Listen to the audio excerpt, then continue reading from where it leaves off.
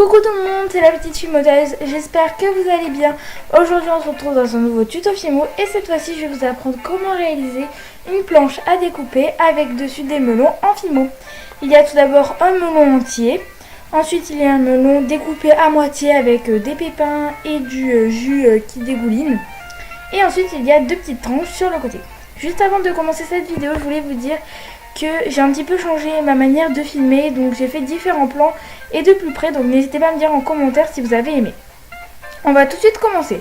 Donc tout d'abord on va réaliser le orange du melon. Pour ça j'ai pris du mandarine, du translucide et du jeune poussin et je suis venue tout mélanger. Ensuite ça va me donner à peu près cette couleur, je vais en faire une grosse boule. Je prends ensuite ma lame et je vais venir couper ça en deux. Voilà, donc je coupe bien au milieu pour être sûr que mes deux melons fassent exactement la même taille. Je récupère les deux parties et j'en fais deux boules. Ensuite, on va faire le vert de la peau. Pour ça, vous prenez du vert chlorophylle ou sinon du vert menthe que vous mélangez à du noir. Puis vous en prenez un petit peu et vous mélangez ça à du blanc. Ensuite, une fois que c'est fait, on va venir étaler cette pâte très finement parce que la peau est assez fine quand même. Donc voilà, j'étale ça vraiment le plus finement que j'ai pu et ensuite on coupe ça en deux parties. Du coup je place mes deux boules dessus, je viens les envelopper avec du coup le vert et je coupe l'excédent de pâte.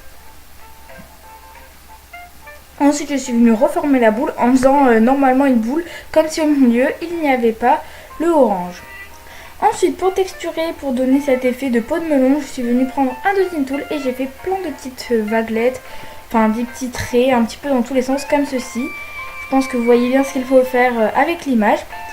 Donc par contre moi j'ai pris un dotting tool trop gros, donc vraiment il faut en prendre un très très fin, mais après hors caméra je suis venue retexturer avec un dotting tool plus fin.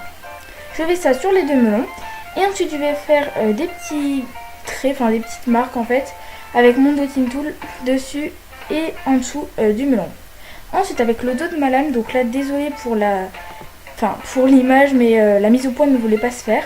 Donc je suis venue en fait faire des marques, vous savez les espèces de quartiers qu'ont les melons dessus. Donc voilà, je fais ça avec le dos de ma lame, il faut en faire 8 au total. Et je fais ça pareil sur mes deux melons. Ensuite on met ça 10 minutes au congélateur, enfin il faut en mettre 10 minutes au congélateur. Et du coup celui que j'ai mis au congélateur, je vais venir le couper. Donc là ça glissait un peu parce que comme c'était congelé, ben voilà, je ne sais pas pourquoi mais ça glissait. Donc voilà, mais le fait de le mettre au congélateur, ça durcit la pâte et du coup ça a évité que ça se déforme trop au moment où je l'ai coupé. Voilà, donc ensuite je suis venue prendre une partie, enfin les deux parties d'ailleurs, je suis venue les retexturer un petit peu avec mon dotting tool. Ensuite je prends une partie, je vais venir faire un cercle au milieu et je vais venir creuser grossièrement avec mon scalpel, mais vraiment très grossièrement. Voilà, j'enlève vite fait ce qui est au milieu. Et ensuite pour un petit peu, cette fois-ci que ce soit un peu plus joli et plus lisse, je suis venue prendre un gros dotting tool et je viens lisser l'intérieur. Je mets cette partie là de côté et ensuite je vais prendre l'autre partie du melon que j'ai aussi mis, que j'ai remis au congélateur. Je vais venir la couper en plusieurs petits morceaux en fait pour que ça fasse les petites parts de melon.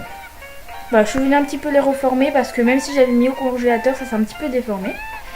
Donc voilà, et du coup moi j'en ai pris que 2, vous pouvez après prendre les 4. Et ensuite avec mon scalpel, je viens faire le petit creux du milieu, donc de là où il y avait les pépins au départ. Voilà, je viens creuser et ensuite je viens reprendre le gros dotting tool qui m'a servi pour la grosse partie de melon. Et je viens un petit peu tout lisser ça. Ensuite je reviens reprendre le vert pour la peau et je viens faire un boudin assez fin. Je viens couper une petite partie avec mon scalpel.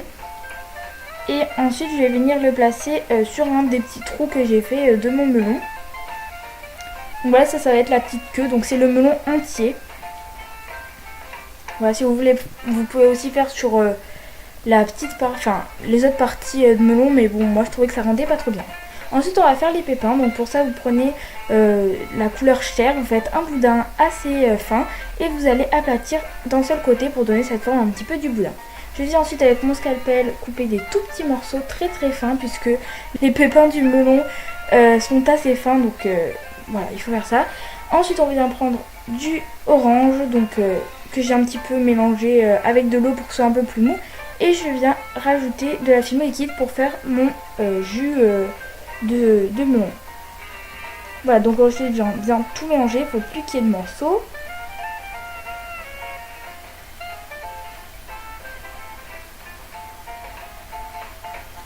Et ensuite je vais venir prendre ma moitié de melon en fait et je viens placer ce jus dedans. Voilà, donc moi j'en ai un petit peu trop mis, donc après hors caméra je suis venue un petit peu en enlever. Donc là je m'excuse encore vraiment pour l'image. Donc voilà. Ensuite je suis venue faire un petit débord un petit peu vers le bas. Et je viens positionner un à un mes petits pépins. Donc vous pouvez, si vous voulez, pré-cuire vos pépins. Moi personnellement je ne l'ai pas fait parce que ça ne me dérangeait pas qu'ils ne soient pas encore cuits. Donc je vais en mettre vraiment beaucoup et j'en mets aussi un petit peu vers le bas en fait pour faire comme si ça dégoulinait un petit peu. Donc voilà, comme vous pouvez voir, j'en ai mis un petit peu vers le bas.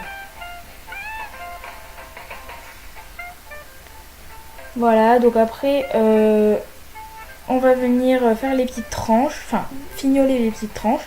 Donc pour ça, j'en ai pris une en fait et je suis venue couper le petit morceau comme ceci. Donc je pense que vous voyez bien avec l'image qu'il faut faire. Donc en fait on coupe proche de la peau et puis ensuite on coupe de l'autre sens et on enlève cette partie là. Et ensuite je suis venue juste écarter une autre partie. Donc c'est pas très clair mes explications mais vous voyez bien l'image qu'il faut faire. Ensuite on met ça de côté, on va maintenant passer à la planche à découper. Pour ça je suis venue prendre le fond d'une boîte de camembert, je suis venue dessiner ma planche à découper. Je suis venue ensuite la couper et je gomme les traits de crayon. Je suis venue ensuite pour la petite anse découper ça au scalpel. Ensuite je suis venue poncer tout le tour et pour arrondir les bords comme ceci, je suis venue prendre une lime à ongles, pareil. Et ensuite j'ai fait aussi des petits traits pour rappeler un petit peu les petits coups de couteau de quand on coupe, enfin les marques de couteau qui restent. Donc je viens prendre mon scalpel et j'en fais un petit peu dans tous les sens. Voilà, donc ça après c'est vraiment un petit plus, vous n'êtes pas obligé de le faire. Je prends ensuite du marron énormément dilué à l'eau, enfin de la peinture marron énormément diluée à l'eau et j'en passe un petit peu partout. Après je suis venue remettre de l'eau parce que là c'était pas assez dilué. Ensuite je suis venue tout cuire et je place tous mes petits éléments dessus que je suis venue coller avec de la fimo liquide. Donc voilà, je suis venue placer mes éléments. Et ensuite je suis venue prendre de la peinture blanche que je suis venue pas mal estomper sur une feuille. Et ensuite je viens tout colorer. Donc voilà, les petites bordures aussi. Et comme j'ai pas mal estompé, ça fait pas trop blanc et ça fait vraiment l'effet qu'il y a sur le melon. Voilà, c'est vraiment que du blanc. Et après, hors caméra, je suis venue mélanger un tout petit peu de jaune au blanc de manière à rajouter un petit peu de jaune parce que c'est vrai que parfois c'est un peu jaune. Voilà, je fais aussi les petites parts.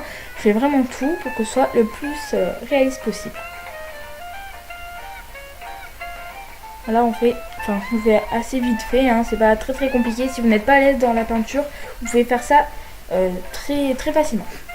Ensuite je suis venue prendre du vernis brillant et du coup je vais venir en prendre et j'en mets seulement sur la partie orange et aussi sur le petit jus avec les pépins. Voilà, puisque la peau elle n'est pas brillante, donc je suis venue en mettre seulement sur le orange. Voilà, j'ai vraiment mis la dose. Et donc ensuite, ce tuto est maintenant terminé, il touche à sa fin. J'espère vraiment qu'il vous aura plu, que la création en elle-même vous a plu. Du coup, n'hésitez pas à me dire en commentaire si la façon dont je l'ai filmé vous plaît, pour que je sache si je continue. Si la création, elle aussi, vous a plu, n'hésitez pas à me le dire aussi en commentaire. Juste avant de terminer, je voulais vous dire, n'hésitez pas à me suivre sur Instagram, c'est l.p-filmoteuse tout en minuscule. Voilà, ensuite n'hésitez pas aussi à liker cette vidéo si elle vous a plu et à vous abonner si ce n'est toujours pas fait. Allez, je vous fais de gros bisous et je vous dis à la prochaine.